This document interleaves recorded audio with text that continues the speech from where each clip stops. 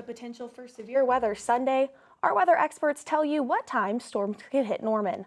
Students raise concerns about a bill that might bring guns on campus. And hear what President Biden's wife says about her husband's re-election plans. This is OU Nightly.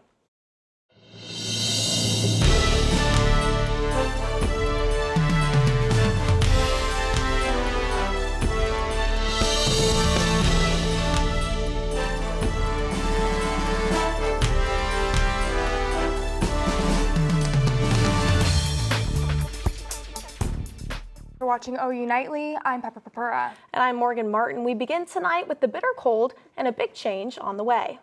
OU Nightly weather expert Peyton Galyean has taken a first look at the forecast. Peyton? That is right. Looking at the live radar right now, you can see up in northern Oklahoma, north of Tulsa, they do have some freezing rain falling from the sky, but here in the Oklahoma City metro, there is nothing. So we did have that concern early this morning. We might have that concern later on tonight, but that is not as big of a deal as what's coming up later this weekend. You can see we are 9 degrees colder than we were this time yesterday, and we are barely at that freezing mark, 32 degrees, 30 in Oklahoma City, a little bit warmer down in the southern Red River and in eastern Oklahoma. But coming up, I'm going to talk about that slow warm up we have the next few days, the thunderstorm chances on Sunday, and that severe weather risk. Thanks, Peyton. With the threat of severe weather chances this Sunday, OU students need to be weather aware. OU Nightly's Madeline Hunter spoke to emergency management officers to see how students can be prepared on or off campus. With the first round of severe weather rolling in this weekend, students must be prepared to take caution ahead of this season. I spoke with Emergency Management Coordinator David Grizzle, who spoke about the importance of staying weather aware and keeping yourself updated. If they're on campus over the weekend, they need to check with the OU Emergency Management. They have a plan for what shelters are available to the students and where those shelters are. You can find on-campus shelters such as the Walker and Couch dorms and the Bazell Memorial Library. Individual responsibility, stay aware of the situation, make that decision what you're going to do early. The most dangerous place to be is in a car during a severe flooding situation. The worst thing that you can do is be in the middle of a severe weather situation and leave a shelter to go to a shelter. Again, it's very important for students to stay updated and check the Norman Emergency Management website for the best way for you to stay safe. Reporting from Norman, Madeline Hunter, OU Nightly. Students can follow at OU Emergency Prep on Twitter for updates. Also, check to make sure emergency alerts are enabled on your phone. Carrying firearms on a university campus could become legal if legislation in the Oklahoma Senate passes. OU Nightly's Kaylee Fan talked to a member of the University of Oklahoma Student Congress about how these bills could impact campus safety. Among the many topics at the state capitol is gun control. Namely, OKSB 820 and OKSB 664 want to change the Oklahoma Self-Defense Act, which states guns are prohibited on school grounds unless stated otherwise by the university president. These bills want to change it to where anyone with a gun license may carry on campus unless they have been involved in a violent incident prior. OU Congress External Affairs Committee Chair Wesley Griffin says he talked with legislators who assure him these will not pass. However, he was concerned they were presented in the first place. The fact that these legislators feel that they can kind of play fast and loose with our safety in order to gain favor, because if these bills were to go through or if they got enough traction, obviously it's going to create a situation on campus where many students are going to feel unsafe. We've seen what's happened around the U.S. recently. Many students can just fear for their lives, maybe not even want to come to class anymore because they just don't feel safe anymore. Griffin and OU Congress Chair Abby Halsey-Krause were recommended to create a bill on behalf of the university's Student Government Association, recommending to legislators that current gun laws shouldn't be changed, and the university agrees. In a message to OU Nightly following the shooting incident at Michigan State University earlier in February, an OU spokesperson wrote, "The university is committed to creating a safe environment and that it believes the current law is effective as it stands." However, Griffin says students are still and should still be alert. Safety is one of the biggest issues, I think, on a lot of students' minds, especially with what's happened recently. Griffin urges his fellow students to do one thing: reach out to your representatives. The only way to stop them from to keep coming is telling your legislators this is enough. Reporting in Norman, Kaylee Fan, OU Nightly. The two bills are still a few steps away from being voted on in the Senate. If they make it past their floor, they'll still need approval from the House and governor to become law. After the break, Jill Biden gives us a hint about the future of her husband's presidency. Stick around to hear how the 2024 election might be impacted. And new evidence is released in the Alex Murdaugh case. Details on another emotional day of cross-examining are up next.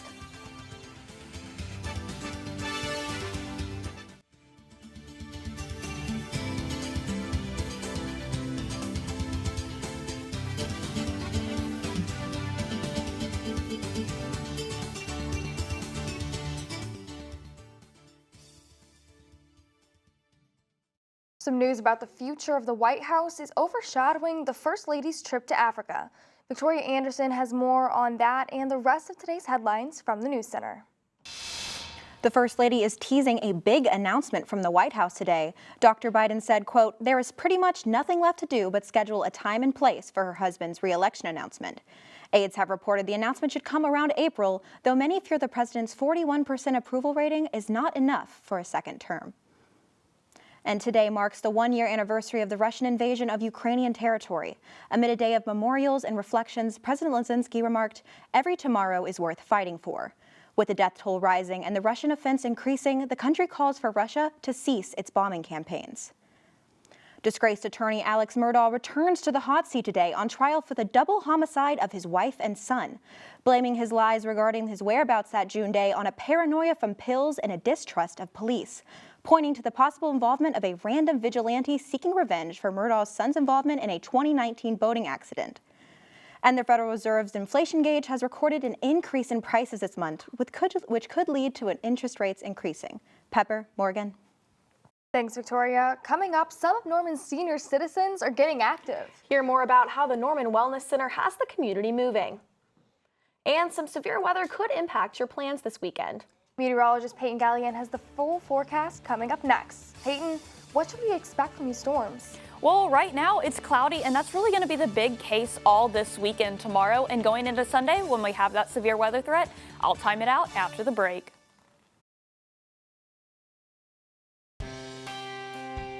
Welcome back to OU Nightly, and taking a look outside at the South Oval. It is a very cloudy day, but we have broken that freezing mark. It is 32 degrees here in Norman. Very cloudy skies. Winds are very calm, just barely under 10 miles an hour across the rest of the metro. You can see Oklahoma City's below freezing. Everyone's just kind of hovering around low 30s, upper 20s, and for the rest of the state, everyone's pretty much in the same case except eastern Oklahoma. They're in the 40s. Galyean in the 40s as well. So tomorrow, I want you to enjoy your day. There's going to be a few scattered showers throughout the afternoon hours because Sunday we have that severe weather threat. I'm going to tell you about that coming up. But winds are going to be relatively light. We're going to climb into the 40s tomorrow, so we're going to slowly warm up before this big severe weather event on Sunday. You can see Norman, Oklahoma City, Edmond, Enid included in this enhanced risk for severe weather. That is level 3 out of 5 ranking. The rest of the state of Oklahoma is in a slight risk of severe weather, a 2 out of 5 ranking. So this is the first major severe weather event of the season. Very early for it to be in February, but tornadoes are going to be very brief and spin up. If we do find some, they're going to be at a medium level. Wind really going to be the biggest threat with how fast these tornadoes are moving. Hail is going to be a very kind of low threat and isolated threat in areas, and we're not going to have to worry about any of that flooding, like I said, because these storms are going to be moving incredibly fast across the state of Oklahoma. And this threat is fueled by all this Gulf moisture coming up from the Gulf of Mexico across the state of Texas, right here into the state of Oklahoma, giving this severe setup that storm energy we need to make that dry line to push across the state of Oklahoma. So to time that out for you on your Sunday, you can see we're clear tonight. Saturday, you have that few pop-up showers as you go throughout your day, a little bit heavier in Tulsa. But Sunday, 5 p.m., you can see western Oklahoma kind of on the border with the Texas Panhandle. These storms are starting to fire up, and just how quickly they gain intensity across the state. Between 8 and 9 o'clock here in Norman, Oklahoma City, just past Enid, in Stillwater, just the pinks, the reds, these storms are strong. That is when we can worry about that hail threat. So these are going to continue across eastern Oklahoma. They're going to be out of the state by midnight. That's just how fast these storms are moving out into Arkansas. So like I said, that flooding threat is very low. But with that tornado threat, we need to know the difference of a watch and a warning. So just some quick fun facts for y'all to know, tell the difference between a watch and a warning. You need to have a plan if one's coming or not. And you need to closely monitor all the weather conditions across your area. And you also need to know where that safe place is. If you have a basement, you're going to want to go to the lowest level interior room of your home. If you don't have a basement, you want to go to the most interior room of your home. That can be a closet, that can be a pantry, anything, a bathroom. You can see on our model right there in the very middle of that home.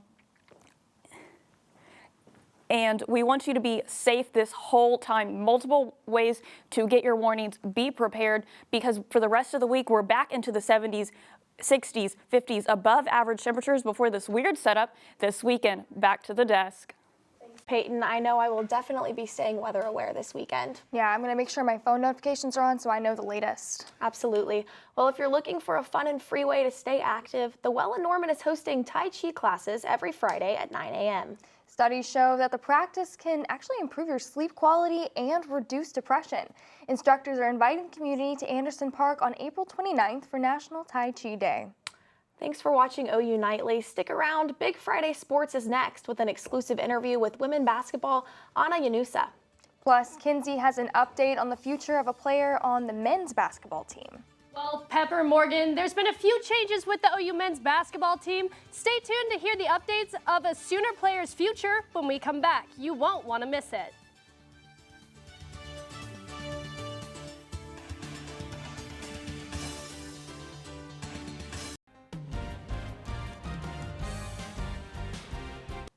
Hello, I'm Brigg Bates. And I'm Kenzie Iserman, and welcome to Big Friday Sports. We have a busy show today, so let's get started. Kenzie, want to take it to the hardwood first?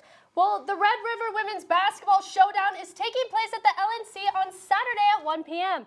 If that's not exciting enough, the Longhorns and the Sooners are currently tied for first in the Big 12 standings. This game will determine who really is number one. Here's what Anna Yanusa why she wants Sooner fans at the game. Being as good as we are, I think we deserve a big crowd, and we would really appreciate a big crowd. But I think we're all just excited for just to get to play another game together. We're really staying in the moment and staying where our feet are and staying steady. And obviously this game is a big game, not just because of the standings, but just of who it is. It's a rival game, so it makes it 10 times more better. Our very own Tyler DeLuca sat down with OU senior guard Anna Yanusa for an exclusive interview to discuss the Red River rivalry, her Sooner career, and more. Tyler DeLuca here, and I am joined by Oklahoma Sooner Anna Yanusa. Anna, thank you so much for taking the time with me today. Yeah, thank you for having me. So let's kind of just get straight into it. Just kind of generally this season, where do you feel like the team is at right now? What type of improvements do you feel like are still left to be made going into postseason play? I think we're in a really great spot right now. I think we've been growing each and every day, and I think everybody's bought into what we're doing, and I think that's the most important thing as of right now, is to be bought in, because you'll find some teams that are not fully bought into each other or bought into what the coaches are doing. And I think our leadership and just the younger teammates that we have that are looking up to us and following what we're doing, I think we're in a great spot. So now, obviously, that 6 years is coming to an end soon. Senior night, when you're kind of looking ahead to that, what emotions are you kind of expecting to feel when that day comes for senior night? I would just say a lot of gratitude, and I'm just grateful that I've gotten to be here. Not a lot of people get to say they played or been in college on a basketball team for 6 years, and like I said, the opportunities that have come with it, the opportunity to play for 2 different coaches, the things I learned from Coach Cole and the things that I'm learning now from Jenny are just 2 very different things that were very beneficial for me and in my life, and I'm just grateful that I even got the chance to experience all of it. I feel like OU Texas is one of the ones, like, if you get it, you get it. If you don't, you yeah, don't. You know, if you get it, you get it, you don't. We're both from Oklahoma. As sure. an Oklahoma native, when you hear OU Texas, what kind of emotions does that bring up? What kind of feelings does that bring up, knowing that you're representing Oklahoma going against Texas? Right. It makes you like want to play with a chip on your shoulder. You want to play like 10 times bigger than you actually are. Like I'm 5'11", and it makes me want to play like I'm 6'6", 6'3". Like, it just makes you want to be so much bigger and stronger that day, and meaner. Like, it brings an aggression out of you, and it's just fun. I'm sure it's fun for them too. It's just a fun game, especially if you're from Oklahoma and you know what it means. I mean, T-Rob's grown up an OU fan, so she kind of really knows what that means too. So. Now, will the OU men's basketball team be able to break their streak of 7 straight losses on the road when they face Iowa State on Saturday at 11 a.m.? Both teams are coming off tough conference losses, so the Sooners and Cyclones will be looking for redemption. OU head coach Porter Moser explains why one win could change everything. You want your program to be, and it just a win streak starts with 1. You know, what's the max amount of Big 12 games you could have? 7. All right, that's opportunity. That's life. That's why you got to be looking at it like that, and it starts with 1. Sooners men's basketball guard Bijan Cortez recently announced on Twitter that he's stepping away from basketball due to personal reasons. Sooners fans were doubting his return, but Bijan appeared to confirm that he would return to the team on Twitter today. Springing onto the mat, the #1 OU women's gymnastics team is meeting with West Virginia today at 6:45 p.m. The Sooners are vaulting into their 2-week home stretch starting this meet. Can the ladies keep their streak of 66 consecutive wins in the LNC? Football is right around the corner, and the Sooners are preparing for their annual spring game, which they sold out last year. OU head coach Brent Venables was more than excited to announce when fans need to show up. All right, when you're ready, Coach. I'm looking here. Yes. All right, Sooner Nation, we are 2 months away from this year's spring game, and we can't wait to pack the Palace again. We need this place to be loud and electric, so we're counting on everybody to do their part. Start making your tailgating plans now. This year's kickoff will be at 11 a.m. Can't wait to see everybody again. Coach. What? It's at 2:30. This year's kickoff will be at 11 a.m. Hey man, I'm so used to 11 a.m. kickoffs around here. This year's kickoff will be at 2. I'll do that again. This year's kickoff will be at 11. Start making your tailgating plans now. This year's kickoff will be at 2:30 p.m. Can't wait to see everybody there. Boomer. This weekend, USA Gymnastics Winter Cup is being held at Freedom Hall in Louisville, Kentucky. The Winter Cup is a qualifying event for the 2023 U.S. Gymnastics Championship. And Brigg, I'm not sure if you've heard this yet, but there are a total of 9, you heard me right, 9 current, former, and future Sooners qualified to compete at the 2023 Winter Cup. The 2-time defending national champion OU softball team heads to California for the Mary Nutter Collegiate Classic. Coming off their first loss of the season to Baylor, OU has their hands full playing 5 games in just 3 days starting today. And it's a chilly one at L. Mitchell Park today as the Sooners hit the diamond to face the Rider Broncs in the first game of the weekend series. The Sooners are 2-3 through the 5 games to start the year, but have a chance to gallop past the Broncos today at home. And it might not be March yet, but Oklahoma's high school basketball playoffs are here. We talk exclusively with a local high school looking to make a postseason run. Be sure to tune in next on Big Friday Sports.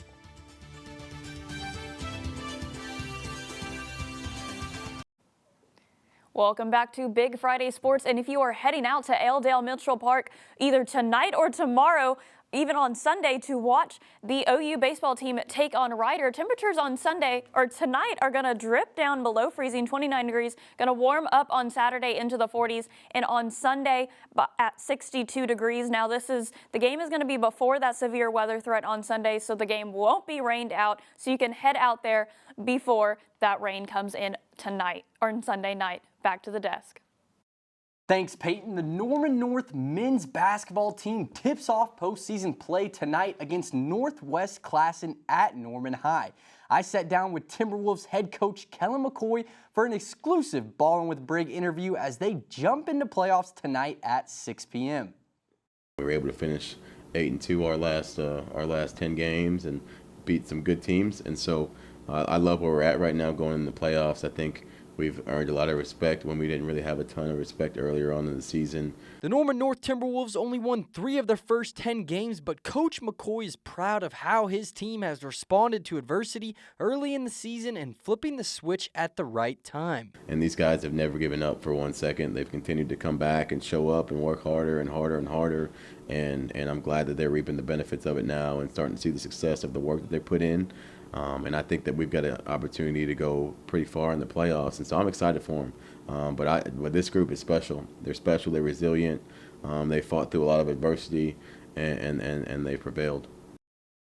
You know, Kenzie, this is not the only Norman team heading to playoffs. Yeah, you're right. I'm excited to see both Norman North and Norman High compete at the playoffs. But the OKC Thunder traveled to Utah to take on the Jazz on Thursday night. The Thunder took the lead at half and led heading into the fourth quarter, but the Jazz outscored the Thunder 28-20 to send it to overtime. Shai Gilgeous-Alexander scored 39 points, but it wasn't enough as the Thunder lost 120-119. And our play of the day comes from Thursday night as Dennis Schroeder lobs it to 38-year-old LeBron James, who hammers it home with a monster one-handed dunk. Brigg, LeBron's been in the league for a long time, and I've got one big question that no one probably has the answer to, but how are his knees still doing that? All I can say is he's aging like a bottle of fine wine. Is there a game this weekend that you're looking forward to? My most important game's got to be the Red River rivalry, OU versus Texas. This is an important game for the #1 seed in the Big 12 for women's hoops. I think the Sooners got a chance to make their statement. No, I agree. I know their last match with Texas wasn't the Sooners' idea of a perfect outcome, but I think the Sooners got it this time, and I'm excited to hopefully see them be #1 in the seed. But thank you for watching Big Friday Sports. Be sure to tune in to all Sooner sports this weekend. See you right here next week for all things sports. Good night.